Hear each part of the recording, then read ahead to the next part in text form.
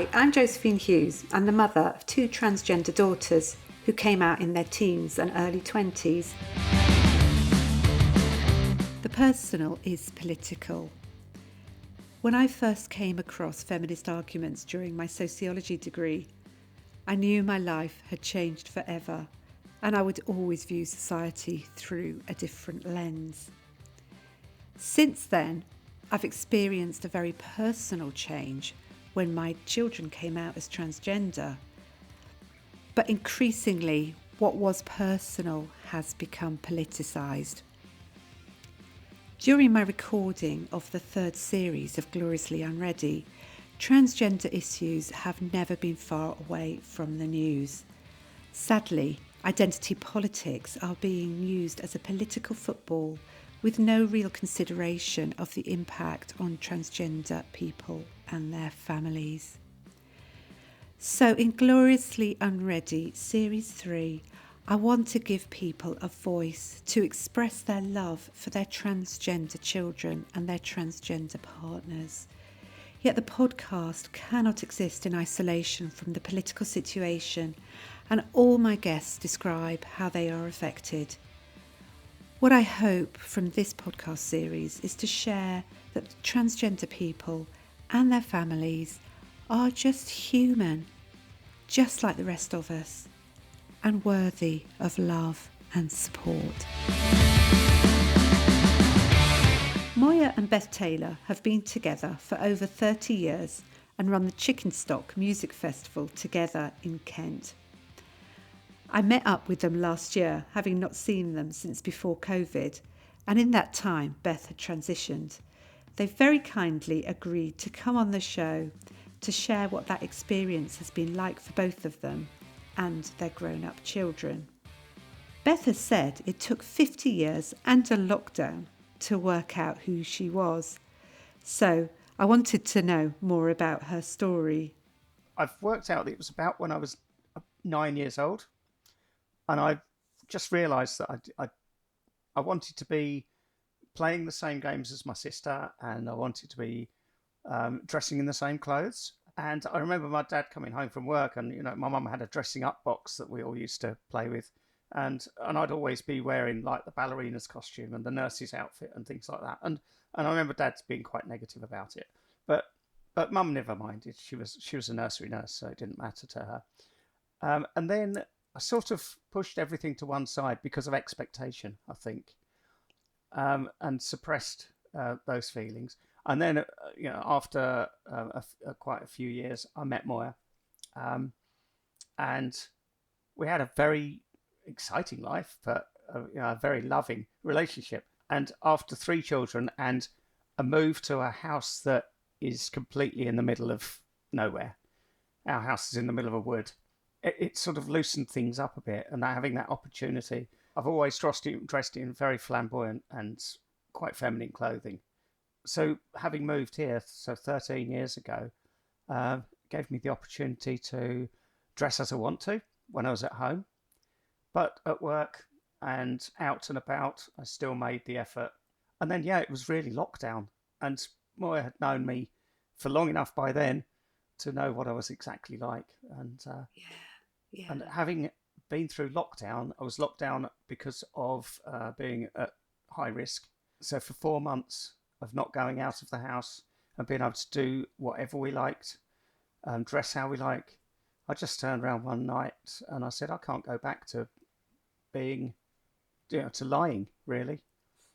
And Moya was extremely supportive, which is why I'm where I am now. Yeah.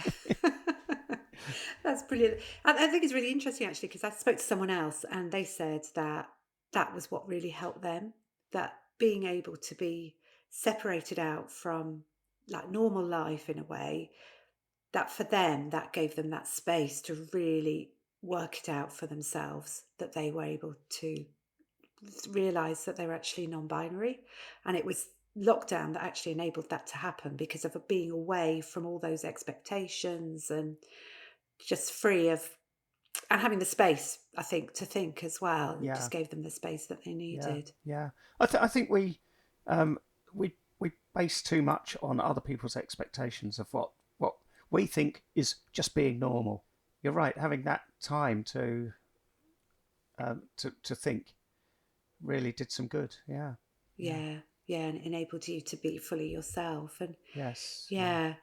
So for you, Moya, was it sort of like almost like a gradual thing then that you saw, as because Beth was dressing that way at home before she came out? Yeah, I mean, she's been painting her toenails for as long as I can remember, wearing kilts, and saying it's not a skirt, it's a kilt, and things like, and growing her hair long. It's been long for a very long time. So it really wasn't a shock to me. We'd had another close family member that had transitioned, and I think that gave her a little bit more confidence after lockdown finished.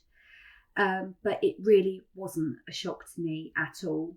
And when she did say that she didn't want to be who she was anymore and she wanted to be this beautiful new lady, most of our friends said, yeah, well, we've been expecting that for ages. Oh, really? And Yeah. most of our friends have been really, really supportive. It hasn't been an easy journey for either of us. More so, I think, for me, in a way, I'm probably speaking a little bit out of turn because I've had people say things to me that they wouldn't say to Beth. And then I've had to keep that in because I knew that if I spoke to Beth about it, she'd be really, really upset. So I have had to cushion her, I suppose, and protect her a little bit from ideas and that other people's judgments. I mean, I was on a course last week and I talked about my wife, and I have to say, saying my husband now just is completely alien to me. It just doesn't feel right at all. But saying to people, you know, my wife and I, and we've been married for nearly 33 years, and somebody said, how can you be married for 33 years? Same-sex marriages weren't allowed. And I went, yeah, that's because when we got married, she was male. And then you get the barrage of questions. Oh, how do you feel about it? And what's your sex life like? And has she had the surgery? And I just say to people, would you ask your straight friend whether her husband still performs really well after 30 years of marriage? Would you ask somebody that you didn't know very well what their genitals looked like? You wouldn't. So why? And I know it's curiosity, but actually it's quite rude to expect an answer for that. But I'm perfectly open to questions. If people want to ask me something, I'll say, you can ask me whatever you like, but I'm not going to guarantee that I'm going to answer it. If I think it's too personal, or quite frankly, it's none of your business, then I will politely decline to answer. I mean, that's a really sort of confident sort of way of being, I think, with people. What do you think sort of helped you to be such a sort of like a strong ally of Beth's and to look after her like that, do you think? Because I saw that when she was being a lady, she was so much happier. She wasn't living a lie. Her sense of humour came back out. She was nicer. Because she wasn't unhappy, she wasn't being so critical of those around her. To me, because she's always had the long hair and worn nail varnish and bits and pieces, and her clothing choices before, it wasn't really a big change, apart from the fact that she was happier and I have to call her by a new name. I'm not saying I don't mess up occasionally. Even this weekend, she went to pick up an oven dish that had just come out of the oven, and I dead named her. And I said, I think it's because part of my brain that would have shouted a warning to you previously, I haven't rebuilt those pathways yet, because you don't do things like that very often. But she's really good. She, if I do, she just goes, oh, got that wrong, didn't you? Or and things like that. So she knows that if anybody calls her by her old name, she never gets upset. Oh, she might inside, and afterwards she'll go, for goodness sake, they did it 3 times. I corrected them and they started and said, yeah, but they're not doing it on purpose. They're not doing it to hurt you. It's just they've been so used for 60 years of your life to be calling you one thing and then to suddenly call you something different. That's a really big change. Yeah. How has it been for the rest of the family? I was just thinking actually then, because Beth talked about, in a Facebook post, you talked about your dad calling you by your new name for the first time. Can you explain a bit more about that? My dad was the one that I always thought would find it difficult. When it really came to it, it wasn't that difficult for him. He was upset when I first told him, but he was just a lovely, supportive person. So he was great. But it was the real breakthrough was he didn't really know what to call me, so he didn't bother calling me anything. He just and then it was the day that he called me Beth. Yeah, It was just really special. Yeah, because it was great. Yeah, he was in the merchant navy, and if they had anybody that cross-dressed or was gay or dressed up in the navy, they were always called Gloria. That was just, didn't matter what they wanted to be called. They allegedly were Gloria. it's a naval term. It's a naval thing. So anyway, when Beth told her dad, "Am I going to have to call you Gloria?" He went, "No, Dad, that's not my name." But it was quite funny, and I think the other really special moment with Beth's dad is the day you walked into the house and you were wearing a flowy dress, and your dad turned around to you and went, "Oh, you just look so beautiful today." And that really touched you, didn't it? It did, yeah. That's such an accepting thing to say, isn't it? It really shows that your dad really loves you for who you are. Yeah, and he was in his late 80s when Beth transitioned. And it is a different generation, a different mindset, a different upbringing. It wasn't a thing when he was growing up. So the fact that he still loved you and used to come up for coffee. Yeah, he used to call you by your old name all the time. But I think a lot of that, he called you Beth a few times. But I think a lot of that was the fact that he had the start of Alzheimer's as well. And so, just trying to remember any name was probably better than nothing at all. I was going to say, it's so lovely to see Beth with her necklace on, which says Beth. Beth. I have to have that to remind people. But it's lovely, though. No, I don't really. It's sort of like claiming your name. I think it's lovely. Yeah. Did you say that you sort of told all your friends and they were sort of fairly okay with it then, Moya? Was that what you were saying? Yeah, most were. A lot of our friends just went, "Well, tell us something we hadn't already figured out ourselves," or, "Oh, really?" A few friends have said they found it, they don't understand it, they can't understand why. And I went, "That's because you've got a heterosexual brain, you're not transgender yourself, you don't understand how anybody else thinks, whether they're, transgender, straight, thinking about where they're going to go on holiday might be different to the way you think about going on holiday. Everybody's brains is different. It's just that Beth has had a girl's brain inside a boy's body and has had to hide that." We have had a couple of friends that, and actually probably our closest friends, who we've not lost contact with completely, but it's definitely not the same. And our eldest child, our eldest daughter, had a real problem getting to terms with it. But she was a real daddy's girl, and suddenly daddy wasn't going to be her daddy anymore. She understood why, and we've got other family members that have transgendered, and she's been absolutely fine with them. But I think with it being her dad, it did hit her hard. Yeah, she was going through mental health issues at the time as well. But she actually said, "I need to cut ties with both of you until I can process this." And she's got our only grandchild. So that was really, really hard for both of us. We were absolutely devastated. And about 3 months later, I got a phone call out of the blue, just like, "I'm ready to talk now." So her husband won't have Beth in the house. Beth's not allowed to go to their house. We're not allowed to babysit. He doesn't want anything to do with Beth. But we sort of manage that. We're never going to have a family Christmas with all three of our children and our grandchildren and our children's partners. That's never going to happen. But if one of them was living in Australia, it wouldn't happen either. So we've just got to be pragmatic about it. I'm not saying she doesn't find losing her daddy difficult, but as I keep saying to her, it's still the same person. just a different name and different exterior. Beth doesn't love her any less.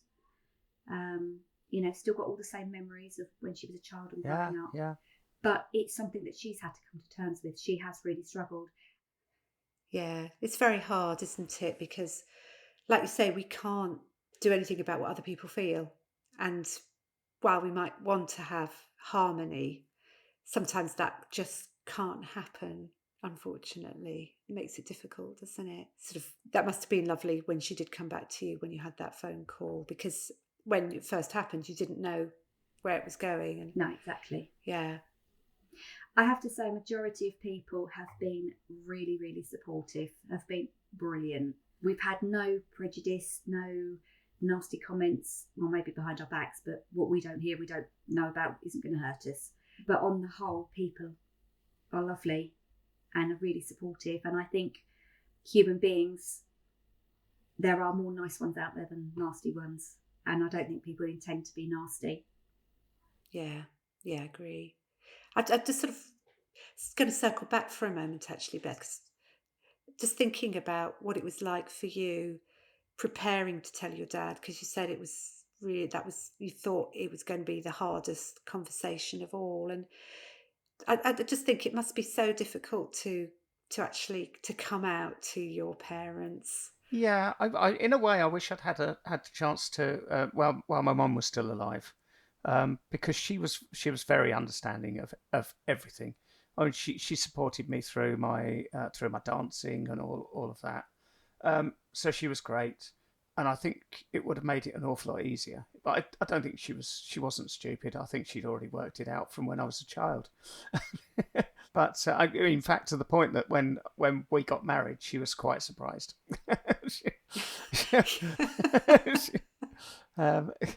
Yeah, I should know what a good one you picked. You Well, that's right, yeah. exactly. Yeah. Oh, I think she did. I think she did. Yeah. She oh, did. really? Yeah. Yeah. Well, she was wrong, wasn't she? Oh, yeah. On our wedding day, you do the line-up when you're coming in. She said, "I'll give you a year before you've left him." Oh, really? Yeah. But she was lovely. She was lovely. She was born in Yorkshire and she always spoke her mind. Yeah. She hadn't got the measure of you at that point, Moya, obviously. No. Yeah. So did you feel sort of really worried about telling your dad? I did, yes, but when it came to it, it wasn't a problem at all. It was amazing. Yeah. So when I've spoken to one of my daughters about coming out, she said how difficult it was to tell us, that she kept wanting to say something and then, oh no, I can't. And it was only because in the end I asked her a question and I just waited for her to actually answer. And she got to that point where she actually said it. But she said up till that point it was really hard, because it's sort of like you're risking so much when you come out to people that you love. Was it difficult to come out to Moya, or was it? No, I think it was a natural transition. It just naturally happened. One evening we were just sitting, cuddling, and you weren't surprised, were you? I don't think. No, and I think the conversation had gone that you were really worried about going back to work, and having to dress as a man and be a man again, and I just said, well, you've got to do what's right for you, and I will support you with whatever you choose to do. We had some tears, and it was a really difficult conversation, but it was difficult because it was a big life change, not because I wasn't going to accept it. I love her. She's my soulmate. I love her to the ends of the earth. I've nearly lost her through a heart condition several times. And when you nearly lose somebody, it makes you really appreciate how precious they are. And, I might get emotional now. And you don't want to lose them. And I'm certainly not going to throw her away just because she wants to wear feminine clothes and be called by a feminine name. That's the least of my worries. The fact that she's here and healthy, reasonably, at the moment, and happy. And, she said to me, I don't know how long I can go on living this lie. I am so unhappy about not being who I really am. And I think that for me, that was the most important thing, that she'd actually contemplated not being here. she said to me, you know, she had actually contemplated suicide because she didn't want to desperately did not want to go back to work as a man. And she did for a few weeks, and it was torture to her. And really, yeah, and I just said to her, you've got to do what's right for you, because at the end of the day, I'd rather you do that and for us to have a life together and to continue together than not having her around. Yeah. What was that like for you, Beth, to hear that message? Oh, absolutely fantastic! Yeah, to hear that everything was going to be okay. I think by that point, I don't think I was in much doubt that it would all be okay. You know, we've been married by then. We'd been married for so many years anyway. We're so strong in each other. We're literally inseparable. It's just, to some people, probably a little bit strange, but yeah. Having said that, we don't live in each other's pockets. We do have our own interests and our own hobbies and our own friends. Yeah. Yeah. So did you sort of think, you said there was some sort of tears because it's like a big life change. I mean, for you, Moya, have you missed Beth as a male partner, or, and I'm not talking about your sex life, just sort of, just popping that in there. But just, do you find that there's something about, not having a husband that feels different, or? No, not having a husband. As I said earlier, that sounds really alien to me now. The only aspect is our bedroom life, really. Yeah. And we're both learning new ways in that respect. It's new for both of us. But no, we always used to joke, and we used to have pink jobs and blue jobs depending on who was. So, Beth does electric. She still does it. All the jobs are purple now. So, yeah. So, and things like, because of the hormone treatments and bits and pieces, she has lost bulk and she has lost strength. And there are times that neither of us can open a jar. And it's like, yeah. Silly little things like that. But we have a joke and a laugh about it. We both use the chainsaw when we're chopping wood for the wood burner and using the axe and things. So, no, I don't miss not having a husband. Yeah, that's great. That's really great to hear. It's just funny, isn't it? Because you take those things for granted, don't you? Like having someone around who can just unscrew a jar lid and that sort of stuff. You really do, yeah. It's the little things that you could notice about the change sometimes, isn't it? Yeah. One really good benefit is I've lost quite a lot of weight recently, and as I was going down dress sizes, I knew I was going to go through dress sizes. I didn't want to go out and buy myself a whole load of new stuff that was only going to fit me for a few months. It was great. I just raided her wardrobe when I was same size as her. Yeah. It was great.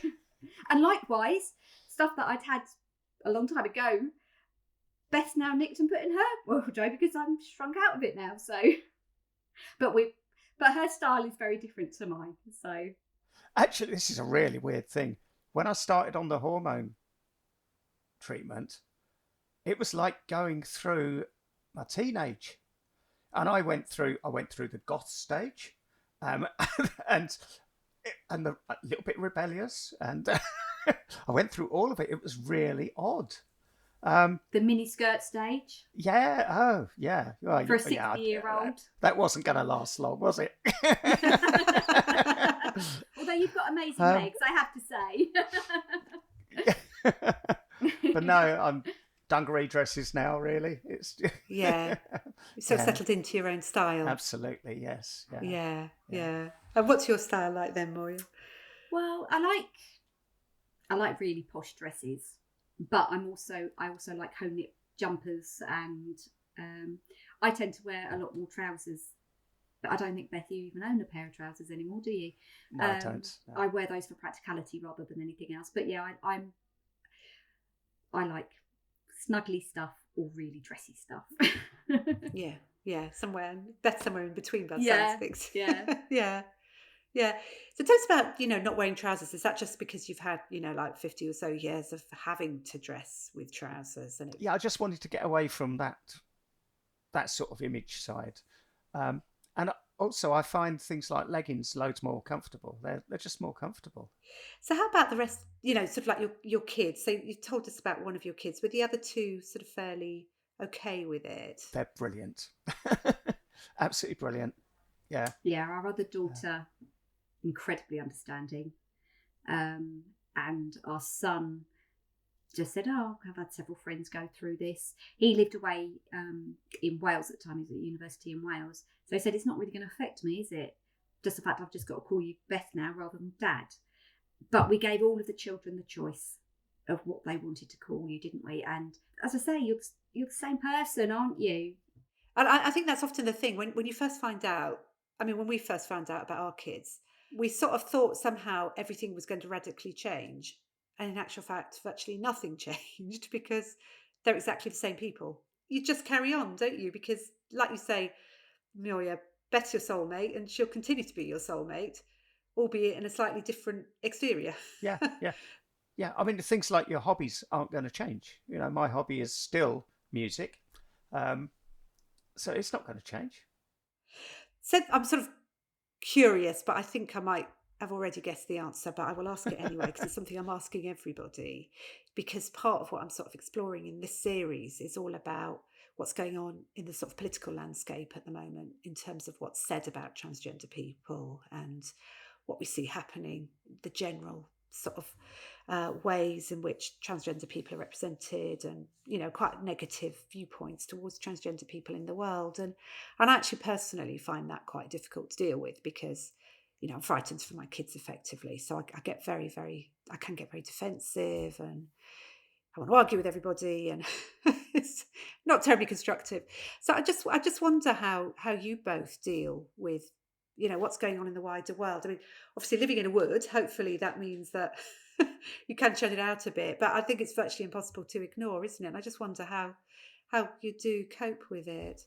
I think Europe, etc., and particularly the UK, have made massive changes, fantastic changes in the last few years, and it's brilliant. I think the rest of the world, I'm hoping that the rest of the world is just lagging behind a bit. Unfortunately, it does come a lot of it comes down to beliefs, religious beliefs and things like that, which that really worries me as well. We love to go on holiday. We go on. We do like to go and explore places. We just make sure we check and make sure it's okay. We can only go to about a third of the world. We can't even do that.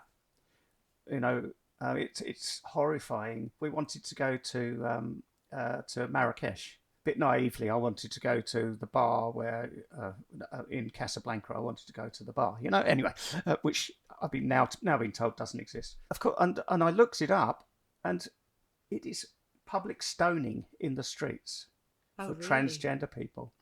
And we just have to say, well, absolutely no way. In this day and age, I think it is horrifying. But what is great is that there is sanctuary in the UK. And people's attitudes in the UK are changing, and there are still some people that are anti and that are negative, but I don't think we've experienced much of that. British young people are definitely much more accepting because they're taught about these things in school, and it's great. Yeah, that's a really interesting perspective to bring in, and that in some ways it's much easier in the UK than it is. Like you say, we're not going to be going out stoning anybody. No, So, exactly. Yeah, It's frightening, isn't it? Really. it is. Yeah, to hear that sort of Yeah. that's would be execution. Yeah. Yeah. How about you, Moya? I do think we are very lucky where we live. We live in a tiny little hamlet. We are in this little bubble. We've only got 9 houses around us. All of our neighbours are fine with it, lovely with it. Obviously, they've got questions, they don't get it, don't understand it, but they've accepted it. Yeah. But on the flip side of that, we run a music festival and we are the public face of that festival. And when the festival started, Beth wasn't Beth. And now she is. We have had no negative comments at all. The only comments we've received have been positive ones, and not just from people that have been through the transgender journey or, coming out gay or non-binary. all the comments we've had have been positive, which is quite nice, because I'm hoping all the negative ones that people have kept them to themselves. But I do think where we live, it could have gone one way or the other. Because again, living in a hamlet, it would have been really easy to be completely ostracised. And I mean, I've done quite a lot of research into it, and a lot of it could stem back to actually being in the womb. Your gender is determined at about 12 weeks of pregnancy. So if there was too much female hormone in Beth's mum's body at the time, although her chromosomes were saying she was a boy, all the hormones were saying, no, you're not. Yeah. We don't know why, I think, but because people sort of seem to assume that it's just something that's just happened, but it isn't, is it? I mean, it's just gone back since time immemorial. It's just open now, and people can do it openly without prejudice, hopefully without prejudice. Yeah. It's really not an easy journey. So I don't think anybody who isn't truly trans would openly make that decision, having those conversations with people, coming out. I mean, you did an awful lot of soul searching, and you were so worried about the reaction. Actually, I think you were more worried about people's reactions than actually wanting to be a woman. And it was other people's reactions that were holding you back. Yeah, definitely. And when it happened, and when you actually plucked up the courage and you did it, there were people there that supported you and loved you and cared for you and were supportive. So maybe the idea of becoming trans or actually transitioning, the fear of that is a lot bigger than the actual reality. Maybe it's like somebody who's never flown before, absolutely terrified of getting on a plane. But actually when they get on, it's fine. Ears might pop a little bit, but they're fine. They go on a nice holiday. I know it's probably not a suitable analogy, but you sort of see what I'm saying. It's the fear of the unknown is what the fear is. My biggest fear of telling somebody was work, because I work in a very, very male environment. I've been an engineer all of my life because I followed in my dad's footsteps, because I thought that's what I had to do. I actually wanted to be a chef. I actually wanted to be a professional dancer, but I was never quite good enough. So I wanted to be a chef, and I was persuaded to follow in my dad's footsteps and everything. And that's great, because I do love I love what I do. But I was so worried about telling work. But that was a bit of naivety, because I actually work for an Indian company, and I didn't realise that actually to most Indian religions, transgenderism is actually quite a big positive. I just didn't realise that. So culturally it's very accepted in some parts of India it isn't, but yeah. So as a company, they were so supportive, absolutely brilliant. Even though they haven't changed my name on my pension, but apart from that, they're fine. and actually, your HR manager said, "That's all right. We've dealt with this already. There's somebody else that's already been through it, and they didn't say who, and you still don't know who it was." But work were incredibly supportive, and all the way through it was like, how do you want to let people know? We'll let your shift know first. No, we'll let the shift leaders know first. Beth can tell her shift because she's a shift leader, and then the shift leaders will tell other people. And they did it when you were going to have 5 days off, or the shift pattern allows her to have 5 days off every couple of weeks. They said, tell everybody on your first shift. So they had a chance to say, goodness me, we weren't expecting that, or, oh, well, we're not surprised, whatever. But yeah, I have to say work were brilliant. And your HR manager at the time phoned me to make sure I was okay, which was lovely. She I'd never met her. She was lovely about it. And I have to say your employer has been nothing but brilliant over the whole. Your health issues, your stroke last year, and particularly your becoming transgender. not batted an eyelid, really. Amazing. Yeah, really helpful, isn't it? Because that's another thing I think a lot of people dread is the thought of, especially for parents, if they've got sort of older children who are coming out, or what's going to happen with their work. And I think as well, listening to older parents as well, when their child, adult child is married, they often worry about the relationship too. And I was talking to someone the other day, and she said, her counsellor expected her to leave her husband. And it was almost like, well, that's what's going to happen. And she was sort of like, no, I don't want to. And she's sort of like, yeah, I can see you looking at me a bit quizzically, Moya, which was a bit of my thing, because counselling should be a place where you can decide for yourself, but there was just that sort of like unspoken expectation, really, that that's what was going to happen. And I think a lot of people sort of think that that's what will happen, but people have this idea that somehow it's going to break you up. And would you say you're sort of like stronger as a result of what you've been through together, do you think? I think we have more fun. In general, we're I think we're closer because we understand each other a lot more. The best man at our wedding was Beth's best friend at school, very, very close.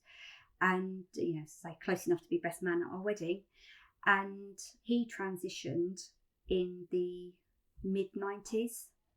And where he worked, they had a male toilet, they had a female toilet. The women that worked said, well, he's not using our toilet. And the men said, well, not using our toilet. So it actually made him redundant.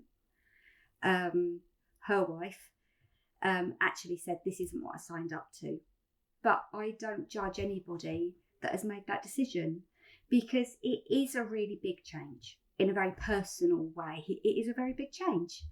And it does affect personal issues. You just don't know how you're going to feel, do you, as well, until it actually, you can't say really what's going to happen. No, exactly. But as I said earlier, I've nearly lost her too many times to throw her away.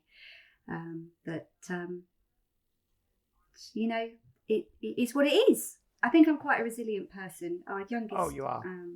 Is disabled. And, I've had to fight a lot of battles for him in his younger life. He's now 28. But I've just learnt to, take every day as it comes and deal with the issues on that day. And, every day's a blessing. Yeah. So if you were to sort of be talking to someone who's further back in the journey than you two, what advice would you give them, do you think? Oh, goodness. That's difficult, really. Be honest with each other. Very, very honest. Absolutely. Don't be secretive about your hormone treatment. Oh, yes. Like somebody was. Yes, yeah. Yeah, unfortunately, I did go down the non-prescribed route to start with, as I think many people do. Having now spoken to professionals, it is the way that most people start, because of the desperation, the absolute desperation to become the gender they want to become. I should have been more honest to start with, because you were actually quite cross about that. Do you know what? Yeah, it's the only thing I've been cross about, actually, because she's got other health issues and is on heart medication and bits and pieces. As I said to her, what if something had happened and you'd gone to hospital, you were unconscious, and they said to me, what medication are you on? And I couldn't tell them honestly that you were taking estrogen and bits and pieces, which does affect your bloods and can affect your heart rhythms and bits and pieces. So I wouldn't have been able to give them an honest answer, and they could have treated you not knowing that and actually do you harm. So yeah, that's the only thing I was cross about, was the fact that she felt that she couldn't be completely honest with me about the fact that she'd actually started the hormone treatment. Yeah. I was going to say, it sounds like that the anger that you felt was actually because you wanted the best for her. It wasn't coming from a place of, oh, you haven't told me that, you should have told me that. Sort of like for your own sake. It was more for the sake of her health. Absolutely. Looking after. Yeah, absolutely. Yeah. I would say to anybody whose partner is transitioning, it's not the huge change that you think it's going to be. And just hang on to the fact that they are the same person but they're going to be happier because they're not living a lie. They are the same person. It's just the exterior appearance is slightly different. But if you love them, you will still love them regardless. And they are not suddenly going to become a completely different person, completely different personality, because that doesn't happen. And just, take every day as it comes. If there are things that they do that you don't like, talk to them about it.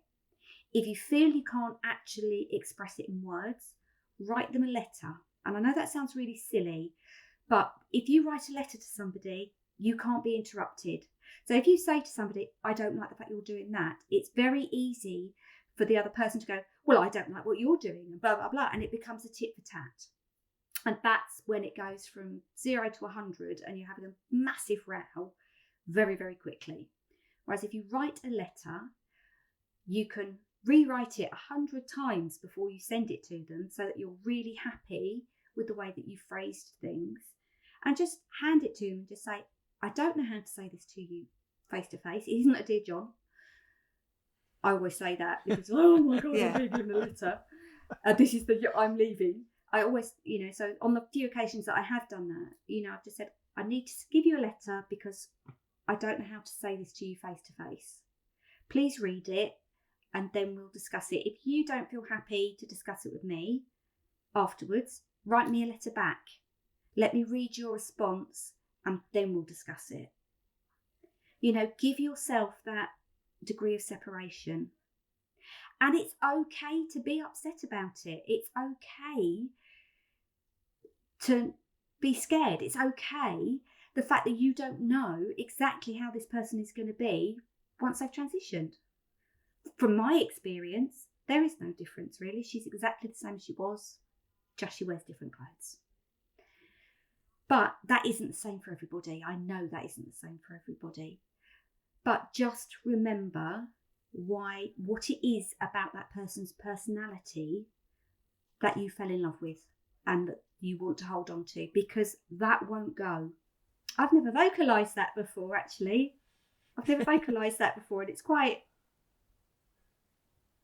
emotional, me saying that, actually. So, because you haven't talked publicly before about this, have you? Because you're sort of like quite private. What was the reason, asked you to come on the podcast? What was the reason you agreed? It would be really lovely if one person listening to this, either who wants to transgender or is the partner of somebody who's becoming transgender or who has transgendered, if one person listens to this and can actually listen and say, it's going to be okay. It's not going to be easy, but it's going to be okay. Then that, for me, is why I agreed to do this, because if we can make just one person feel happier and safer and more in control of the whole situation, then it's worth it. Yeah, same reason for me. Yeah, absolutely. Yeah, just to give some support to other people and let other people know that it probably will be okay. Can't guarantee, but it will probably be okay, and you end up loving the person more than before, Yeah. In my case, anyway. Because I'd never really known any transgender people. That it's very much, I just don't understand. And the more people I speak to, the more I realise actually everybody I've met is just a normal, ordinary human person, and that's really all that matters, isn't it? It's just a different way of being human that I haven't come across before. But that's just because I'm ignorant, not because there's anything wrong with it, So thank you both very, very much for coming onto Gloriously Unready. Really appreciate it. It's so lovely to hear from you. It's been a pleasure, yeah.